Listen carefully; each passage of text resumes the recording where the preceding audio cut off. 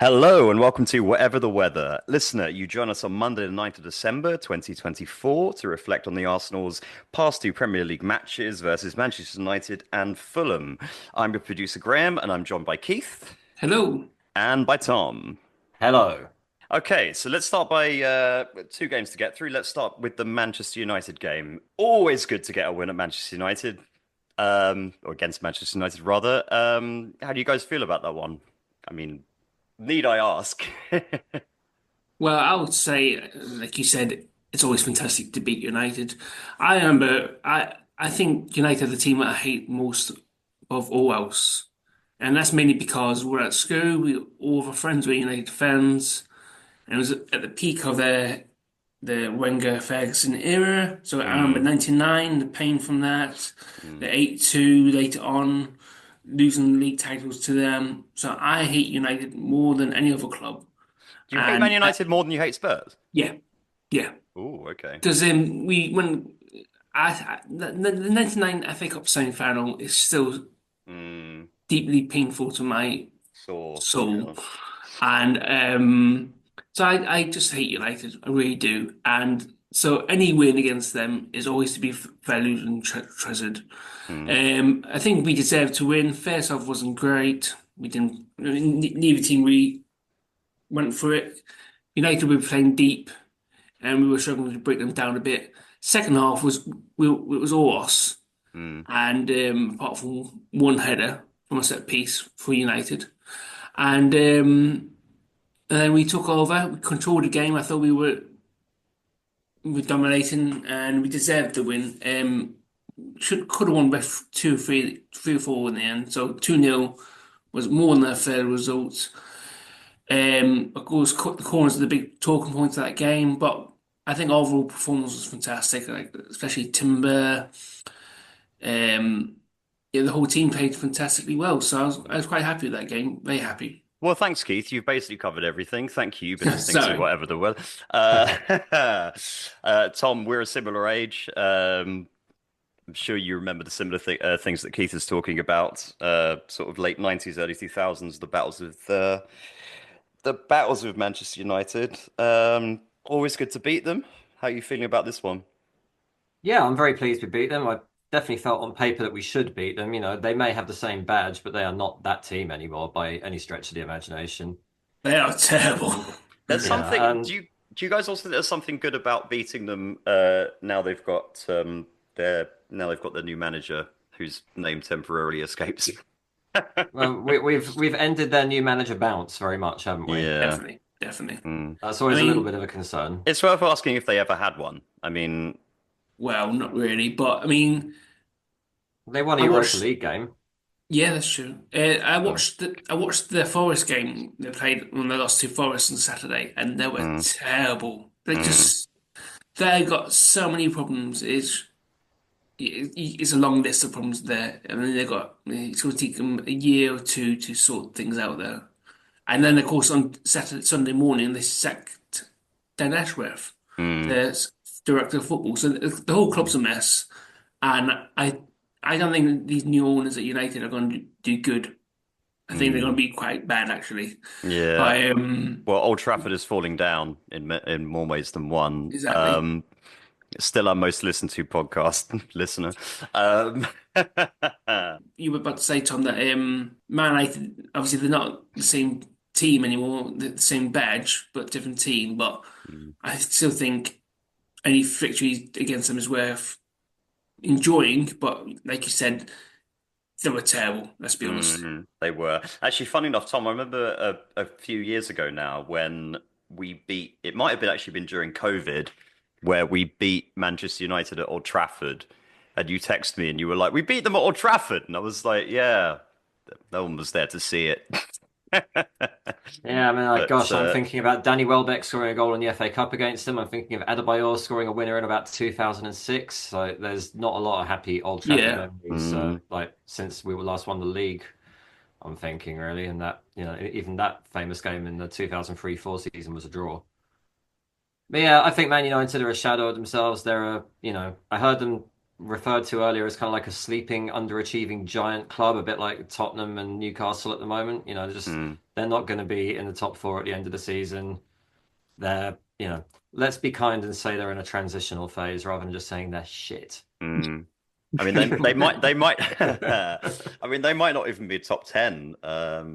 You know, I mean, Yeah. it's but crazy to think, isn't it? Think just when you say United and then they might finish not even finish top 10. That's just bonkers when you think about it, because the size of the club and the amount of money they spent is just it's unbelievable.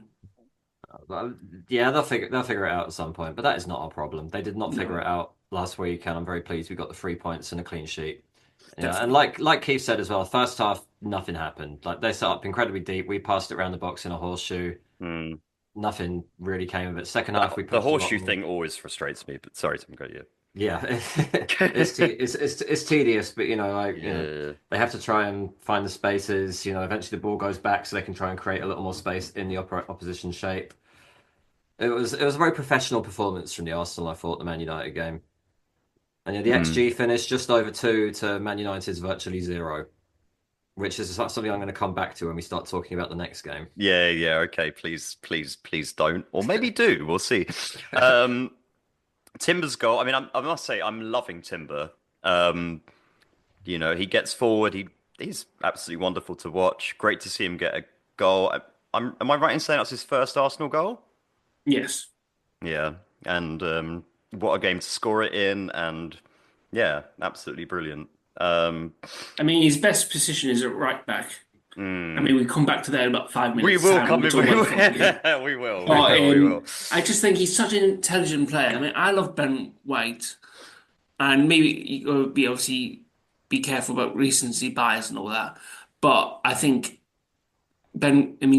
sorry, Timber's been fantastic at right back. He combines really well with Odegaard and Saka on the right hand side, and I just think I just wish he could have been there all last season. Mhm. We missed him. He only like 45 minutes last season, and then got injured in the first game against Forest last season. And at the time, you thought, "Well, that's a shame." But now you see how big a loss that actually was. Well, Um, we saw him, didn't we, Keith? We saw him at the one game that he played. Well, aside from his injury, he did start against City in the Community Shield, didn't he? oh So yes, we did. Yeah, yeah. that was a fantastic day that We was. got that was a lovely day, but we got we got to see him play, I think, 90 minutes, and then Yeah, it was yeah, yeah. fantastic that day. I mean, it just it makes you wish he'd been fit all last season badly. But yeah, I think Timber was probably man of the match last week. Declan Rice had another good game last 45 minutes especially. I think Amazon Um, Amazon gave Rice man of the match.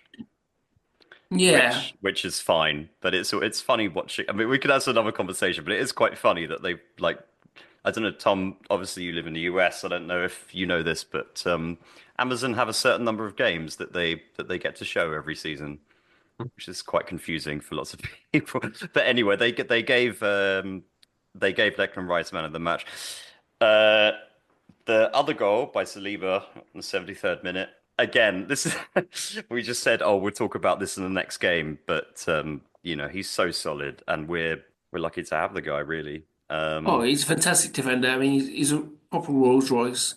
Him and Big Gabby, as a partnership are probably the best up there, if not the best partnership in world football. We miss, yeah. So and a good shout out to Kivior for last Wednesday. He played well against Mm. United, I thought, and yeah, and Raya made a fantastic save from Delict, but that was the one chance they had really. And it was last 45 minutes. I thought it was going to be when we scored. I thought, well, United will come out now and it'll be a tense half an hour. And they'll come out and try and score with Rashford and stuff, but they did nothing. It was just quite an easy win in the end, actually. Yeah. It's a weird one because I kind of assumed it would be. As you say, it always seems like a high pressure game, and actually James alluded to this on the previous pod when it comes to Man United games, is that because of the history, again, that we discussed earlier, you just always go into those sort of games thinking, oh, this is going to be really intense. It's not going to be an 8-2, it could be an 8-2, it could be Can I give you some stats that are fun to do with the Man United game? Oh, come Go on, on. Tom. So this is the Stats. this is the first time that we've Stat won us. four. We've It's the first time we've won four consecutive league games against Man United in our entire history, Oh and we've also Oh wow. my won the God. last four. We've won the yeah. We've also won the last four home league games against them in a row as well, which is the longest run since April '78, which was when we had a home league wins in a row against them. So, Nice. this has been going on for a few years now. Man United Mm, are definitely crap. We're definitely better than them, and long may it continue. yeah, Definitely. Agreed. absolutely. Okay, well, I know we're all itching to talk about the game yesterday against Fulham at Craven Cottage, which ended 1-1. How are we feeling about that one? You start with the lineup because I think we were Oh, the all a lineup. little bit. Yeah, I mean, this plays into a large issue that we're all aware of, which is the fact that Arsenal are a very, very lopsided team going forward. Like, we got a nice triangle of either White or Timber, Odegaard, and Saka. Like, those three together can just rip teams apart. And as a Mm, result, a huge amount of our play comes through Partey out towards those three, and that's where our threat lies. And if a team is equipped to deal with that, if they double up on Saka, if they defend deep and properly, they know they haven't got too much to worry about on the left. And that yeah. was Mm, very much how this game bore out. You know, Trossard did Hmm. yeah. nothing. When Martinelli came on, he did nothing. When Jesus came on, that was like for poor old Ugh. Havertz at the end because he'd run his arse off by then. It Mm, felt like a Hail Mary by that stage. Like the lack of depth and I think the absolute reliance on our attacking threat coming from the right is it's a problem. It's a squad mm, problem, and it's something that needs to be. I think if Arsenal want to have any chance of winning the league this year and even staying in contention, something's got to be mm. done because Ye- Martinelli doesn't offer enough threat. Jesus offers zero threat, mm. and Trossard. He's a very patchy player, I feel like. My Yeah. feeling with Trossard since the beginning has always been that when he's pissed off because he's been sitting on the bench for too long, he'll score a couple of goals and we think, oh wow, we better start him. And then we'll start him and he does nothing. On my notes for this game, it's just left-hand side question mark, which Tom Yeah. just Yeah. obviously touched on. Yeah, No, I Yeah. mean, obviously the fullback situation was messed up. Like, you know, Partey playing at right back is, it's a kind of break glass in case of emergency situation. We've already seen more times than we'd want to this season because of the number of injuries we've got. Calafiori just seems to be made of glass. mm, Timber's a Sinchenko versatile as enough, well. and yeah. Zinchenko injured again as well. Yeah, we didn't say in the Man U Played game, but 60 minutes and then he gets injured again. It's Wait, hang just on. that's Wait, hang on. Is unbelievable. he injured again? Yeah, yes, that's why he didn't play. He Oh wasn't even on the shit! bench. I didn't know that. Oh wow. Okay, that yeah, I mean, left-hand side. yeah, I mean, my view on the starting lineup was everyone's really like. I said before the game, I said in the WhatsApp group, don't like that lineup. Timber's been playing fantastically well on the right hand side, and like Tom said, Partey right back should be emergency only Hmm. situation. He could have played Lewis Skelly on the left hand side, or Say it, Keith. Say his name. Miles Lewis Skelly, or MOS, or or it could have been Teeny. Why? I mean, Thank you. There we go. honestly, mm, I mean, Tom is shaking his head there, but obviously, Arteta wants to play with like those inverted fullbacks and stuff. So why didn't he start off with Miles Lewis Skelly? If there's going to be a game hmm, to play him at left back, it is probably Fulham. I mean, Fulham are a good team, but they're not wall beaters, let's be honest. So why not play Lewis Skelly on the left, keep Timber on the right, and put Partey in midfield, whereas Partey has actually been playing well recently. So hmm, I just thought it just disrupted the team, and it showed to me that Arteta still has a bit of he's a bit too conservative at times hmm, when he needs to be a bit more proactive.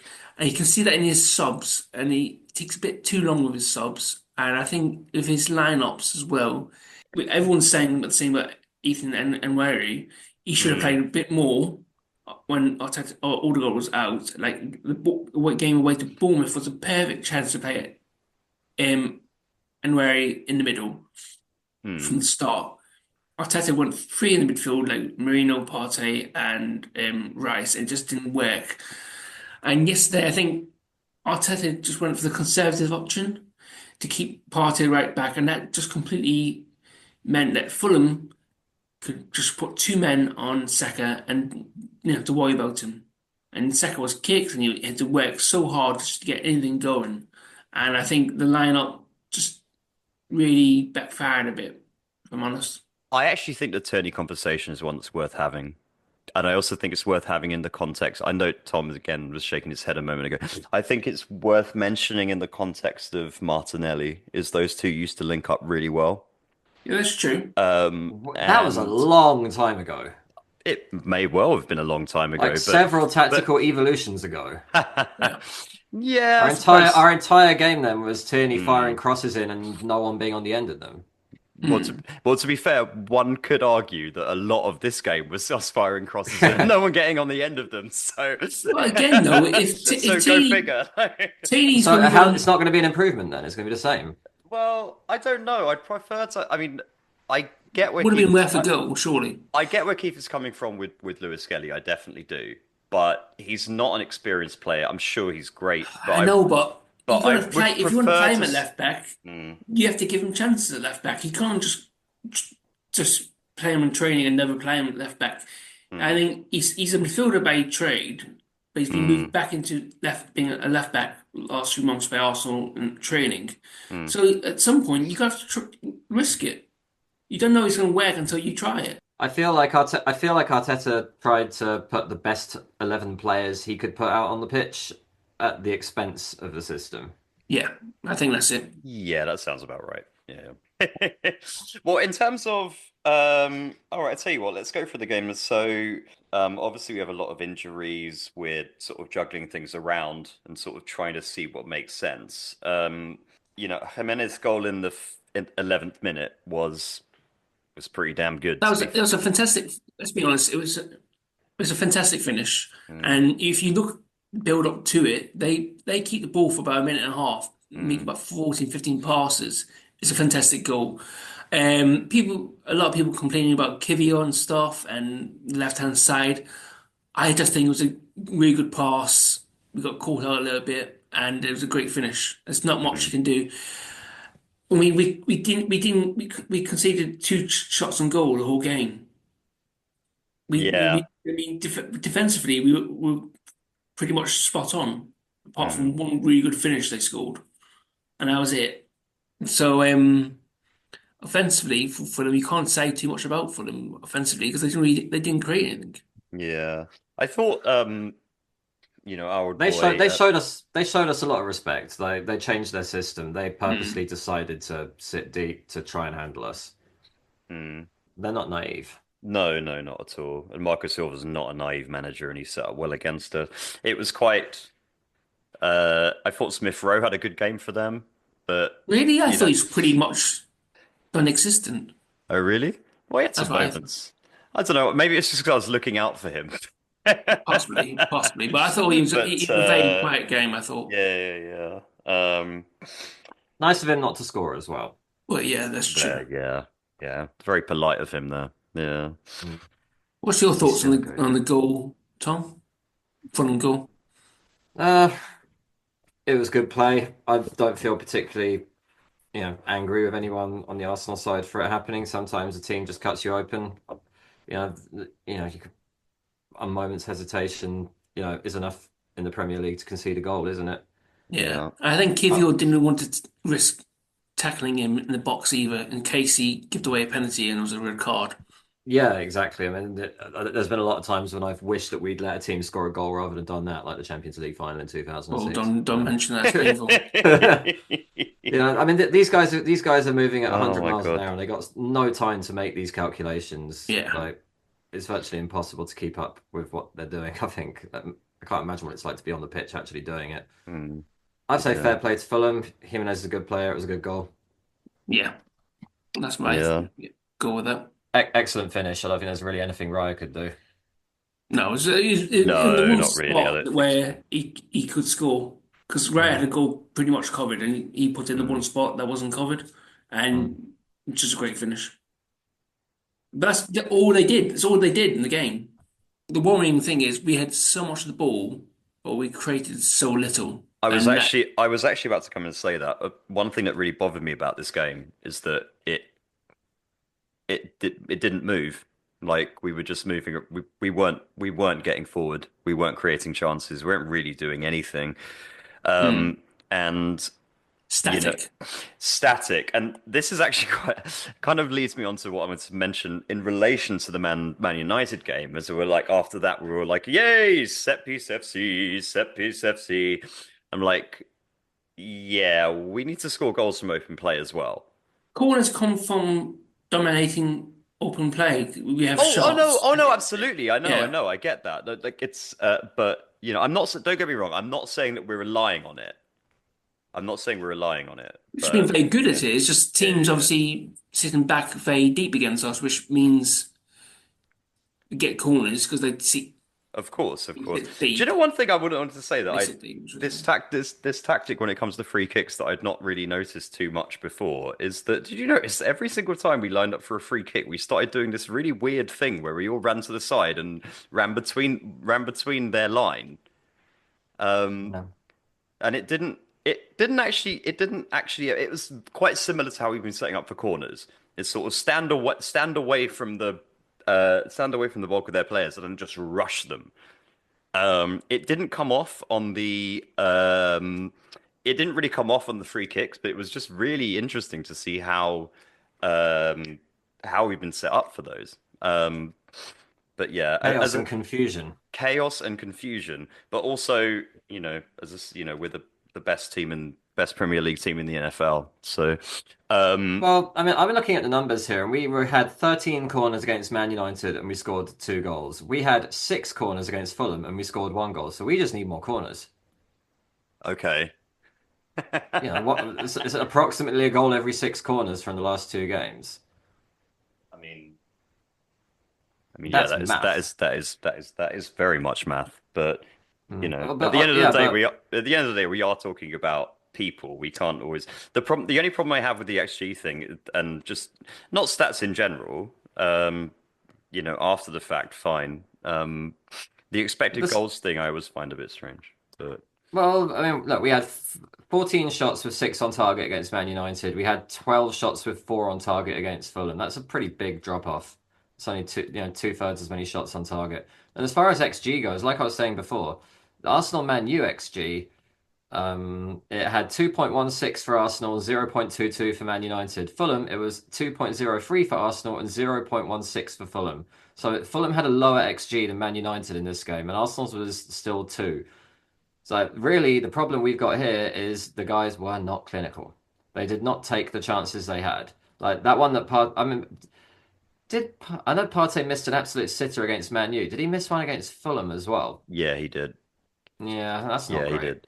So it's not that we're not getting into the positions. If he scores both of those goals, we're looking at 2 very different results. 3-0's a Mm. walloping and 2-1's, 3 points. Yeah, yeah, exactly. I Which mean, brings me back to what I was saying before, which is if we're reliant on the right hand side clicking or set pieces for our goal threat, that's a huge area of the pitch, so we need improvement. We need to keep teams guessing. If we had a left side like our right side, I think we'd be mm, unstoppable. I've If we had a world-class striker, we'd be on possible. Yeah, or well, someone who can score 20 goals a season. Let's have him. can we put a pin in that and return to it a little bit later because Okay. I do want to touch on that. So, Saliba's goal in 52 minutes, very satisfying considering we went into halftime 1-0 down.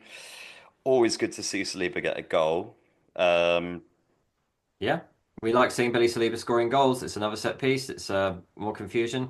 Yeah, that again began with set the crowd singing set piece, set piece FC, set piece FC. Nice. Um, Yeah, we but got yeah, 15 goals from corners in the Premier League in 2024. So, in the calendar year, that's a lot. um, Saka's goal that was disallowed at the end, and the offside against Martinelli. Well, the second non-goal was absolutely gutting because I thought we got a winner. Unfortunately, it was definitely offside. It was half a yard. I mean, tight margins, but it was Hmm. definitely offside. Unfortunately, it was really gutting. I mean, I mean, was it though? Yes. yeah, yeah. Unfortunately, it was. By the book, I Um, suppose. Yeah. yeah, I mean. A lot of people were quite. I was quite angry at Martinelli at the time, but looking back at it, I mean, like Tom said earlier, these players have like half a second to make a decision, and he just went half a yard too soon. It was really annoying, but it can happen. He got a lot And of criticism for his positioning in terms of it does seem like he's looking across the line and he still managed to was it not Paul Merson who was yeah, I pretty love brutal Messi, but in his he got a bit assessment of over the top Martinelli there a on that. bit. That was right after full time. He was probably quite feeling a bit emotional. Yeah, that Yeah, was an instant reaction take, wasn't it, from Merce? yeah, You can certainly make the argument that a winger should be more careful and he should have his eyes on the line and he shouldn't be caught offside like that, but he was, and it's a mistake. And unfortunately, it's just another negative memory we're going to have of Gabriel Martinelli. yeah. The positive ones are becoming fewer and fewer. I mean, I saw a few. Earlier today, I went on YouTube and I looked at Martinelli's goals from like when he first started playing for Arsenal, and he just like night and day a different player. He's Mm, just so much more confident and he strikes the ball so much better. But now mm.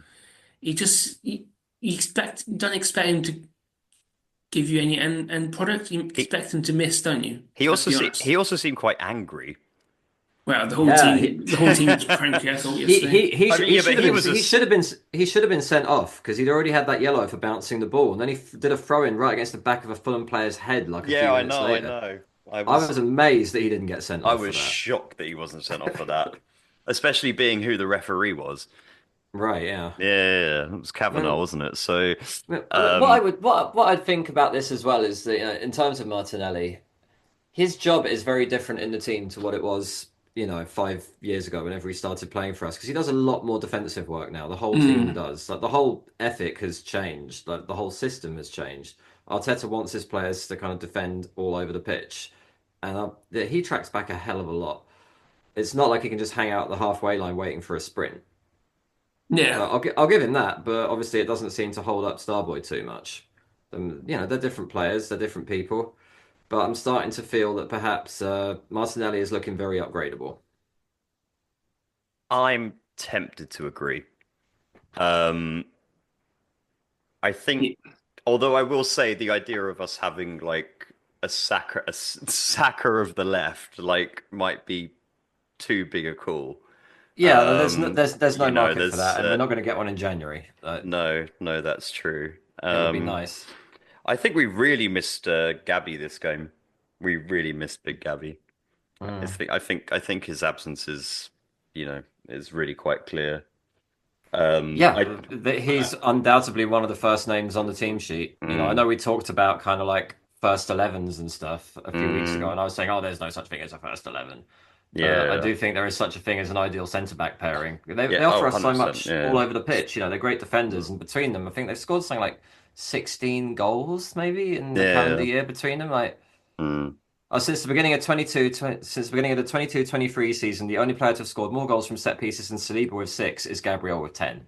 yeah. It's like, if we're not going to have a 20 goal a season striker, we need the goals from somewhere. And Gabby is a bigger goal threat. Yeah, that's the thing. Big Gabby is a bigger goal threat than little Gabby and Martinelli, and that's kind of messed up. That is a little bit. I also don't think. I also think that if Big Gabby is playing, we don't concede that Jimenez goal. I just don't think it No, happens. maybe No, not. no, I don't think so. I remember saying a few months ago that I think that the idea of like chemistry is so important to the way that any team works, and it's certainly applicable to Arsenal. The more changes you are in there, just the less tried and tested the relationships and understandings are. Just like knowing, having that kind of telepathy with your teammates, knowing where they're going to go and what they're going to do in a given situation. Every chip you make away at that weakens the whole. Yeah, that was a very shuffled defense in that game. Well, speaking of things like that, um, you saw. One of you mentioned it earlier. Is I think it was Keith. Um, the pass from Rice to Jesus, which he 100% should have scored. Well, he should Um, have definitely made something of it. He should have definitely had a chat. Literally all he needed Got to ahead do of was him. run into the ball and it would have gone in. Like, it was really pathetic. And, you know, He's like as Martinelli. He's just got no confidence. He's got even less confidence mm, than Martinelli has. I mm, mean, his performance yesterday was just terrible. He literally did nothing for the time he was on. He mm, just missed. I read somewhere that he had one pass when he came on in about 20 minutes, and he was just beyond useless. And I think, and where he came on too Well, late tell as tell us well. how you really think, Keith. I mean, Well, I mean, That's absolutely right. I mean, Yeah. Jesus gets paid 250,000, 300,000 pound a week, which is a lot of money. Hmm. And he scored one goal in 31 games, and that was against Preston. He hasn't scored a Premier League goal in 11 months. It was just, I mean, it's just unforgivable, really, isn't it? I mean, not to be, it sounds melodramatic, but you can't have a 300k a week striker not scoring a goal for 11 months in the league. It just limits us so much when we need a goal. Like, okay, we can't trust Jesus, we can't just trust Martinelli that much. I mean, like Tom said earlier, Trossard is hot and cold. He doesn't fully trust Anwari yet. Odegaard had that 2 month spell out injured. And Sterling, I mean, It feels like we're going to be filing the Sterling signing underneath, like, the likes of Lucas Perez. It's Willian. like, great. Well, not, I wouldn't say Willian because Willian was, he was a summer signing. I think Lucas Perez, so Hmm. I thought, maybe I was wrong. I thought Lucas Perez was a mid-season one. But, he was someone who comes in and does absolutely nothing is not trusted. Well, Yeah, why would Arteta sign him on loan? Obviously, last minute. Obviously, Arteta agreed to that. Why sign him and not use him? I think in the absence of there being any other options and the financial terms being very favourable and it almost feeling like a free hit. That's how I viewed the Sterling signing. 'Cause he was definitely not a target. But Oh, the transfer hell's deadline no. days shook out. We'd be in even. It feels funny to say we'd be in even more. Well, we're not in dire straits. We're not in trouble. We'd be in a worse position now without Sterling, even with Sterling doing nothing, because at least he's a body. Hmm. Yeah, that's In true. theory, he's an alternative to Trossard and Martinelli that we could use on the left, or even Jesus, but we don't. Maybe he's not showing anything in training. Maybe he's not fit. I really couldn't say. I mean, my final thing to say about the Fulham game is that I think, how do I say this in a way that makes sense? Arsenal have only come back to win one of their last 24 Premier League away games under Arteta when they've been losing at half time. Oh. One in 24. And that was when we beat Villa 4-2 back in February 2023. The hilarious Jorginho goal at the end that went in off Martinez's head. Oh But my God, that I guess it means we're mm, very used to drawing or winning at the break, I guess this means, because it certainly suggests there's a lack of character, a lack of being able to overturn adversity. mm, Winning one Mm. in 24 where you're losing at half time is bad. We've drawn five and lost 18. So at least we didn't lose, and this is an improvement on, last season's results at Craven Cottage. So in that sense, it could have been a lot worse. The prism we're all looking at it through, though, is we're trying to catch up with Liverpool. mm. And, this has ended up being a fantastic weekend for them. They didn't kick a ball and they've ended up extending their lead. I wouldn't say it felt like a defeat, but it was definitely a sense of that's a very costly 2 points dropped. And then to have Chelsea winning an hour later was like, yeah, now we're 2 points behind Chelsea as well. And so it felt like a very costly weekend. It's a draw away to Fulham isn't the worst result, but in the context of things, it just felt like massive. So, leaving Fulham behind, probably best to leave it behind. We're playing Monaco in the Champions League on Wednesday. Arsene Wenger's old team. It's actually feels like a big one. If we win this, then we're pretty well placed in the top eight of the Yeah. 36 team Well, our league. last three games are Monaco, Partizan Belgrade, and Girona away. The Belgrade one's at home as well. So if we win the next two home games, and we should be top eight come the last round. Hmm. So I mean, I'm not too sure how many points you need. No one knows yet because it's not obviously the first season of it. But we win this Will you guys one. stop saying no one knows? No It's one impossible knows. to figure it out. It's impossible. Oh, I know. It's yeah. So It's this like game, trigonometry applied to yeah. football, man. Like, yeah, it's fucked. Um, Yeah, I don't know. I'm looking forward to it. I mean, The third in League On. So they're a good team. So they're only 5 points behind PSG, but mm. PSG haven't exactly been good this season, and we did beat PSG. It'll obviously be a hard game, but I think they'll actually try and attack quite a young attacking team, I think. So hopefully they'll give us a bit of space and we can take advantage of it. Well, I was about to say, like, I'm interested to see how we set up against them. Um, Well, going back. your boy Kieran Tierney is in Champions League squad, so if there's a game he's going to play, it might be this one, assuming that nobody new is back from the Fulham one. Um, Because that would at least mean you can move Partey back into midfield, put Timber on the right, well, and have to be something a bit more fair, like the normal shape. when I mentioned, yeah, when you said earlier that it goes against like, several changes of sort of like tactical lineup of the last 4 years, I definitely agree with you. Don't get me wrong, but does it not make more sense to have like a natural left back? It'll feed into our lack of anything good happening on the left, I fear, but I'm happy to be wrong about that. If Calafiori's back, then yeah, I don't think he's going to be back. no. I don't think Calafiori is going to play 20 games this season. Mm. I think he's an injury prone. He's an injury prone player. It's unbelievable that we've signed three left backs in a row, Tingani, Zinchenko, and Calafiori, and they're all been injury prone. Mm. It's like really worrying. It's like Mm. the first one, okay, second one, and the third one is just. I mean, Calafiori had 3 or 4 years ago had a massive leg injury. He was a, yeah, I mean, I've seen the video of it. He basically gets his leg snapped in half.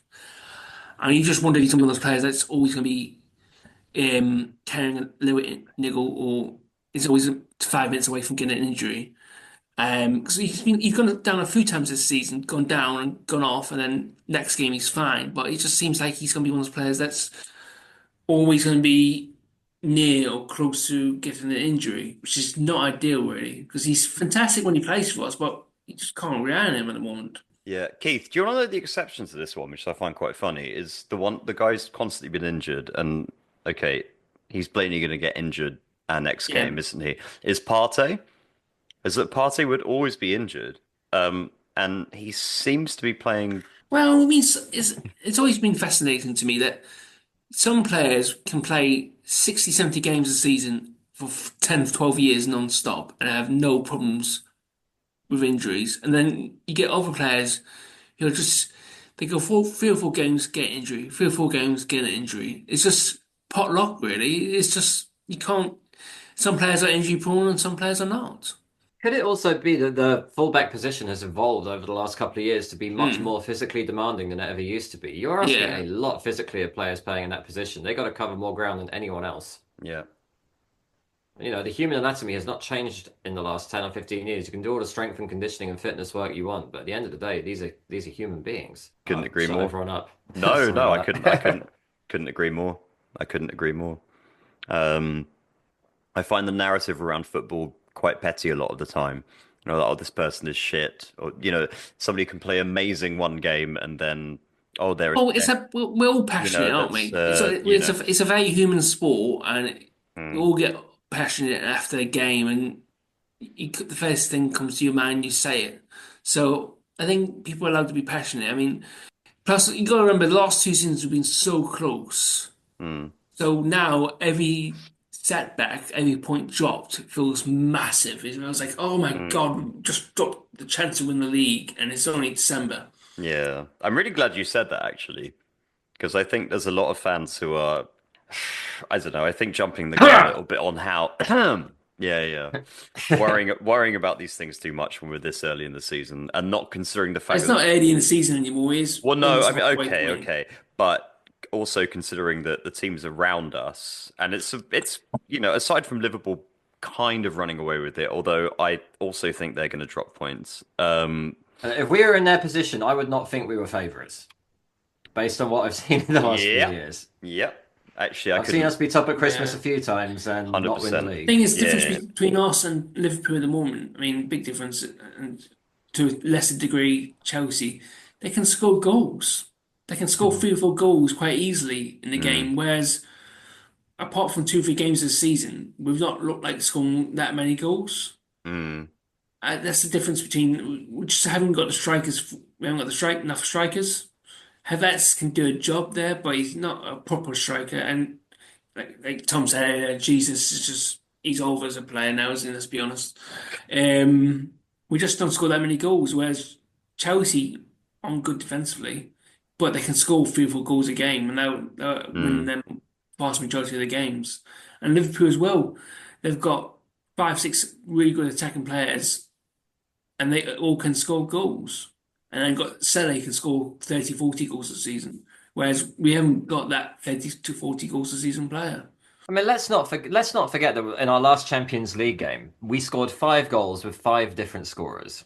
Yeah. Yeah, And then the following that's game, true. And that the was only following about game, 2 weeks ago. yeah, and then the following game, we did basically the same. Right? Yeah, Was well, that West Ham we was shit, though, battered let's be West honest. Ham? Yeah. Before we close, guys, predictions for Arsenal versus Monaco. 2-0 to the Arsenal. I was literally about to say 2-0. 2-0 Yeah, to the Arsenal? I think 2-0 as well. Well, after my ridiculous prediction of 5-0 against Manchester United, um, I think I'm gonna go with you guys as well. I'm gonna go 2-0. I think We're that's gonna it. we're gonna look stupid when we win 5-0, aren't we? That's true. Yeah, fuck it. What are you talking about? No, 5-0. That should be a 5-0. prediction for every game. Yeah, there we Final go. answer. All right, guys, it's been great. Cheers, Tom. Take care. Cheers, Cheers, Graham. Tom. Up the Arsenal!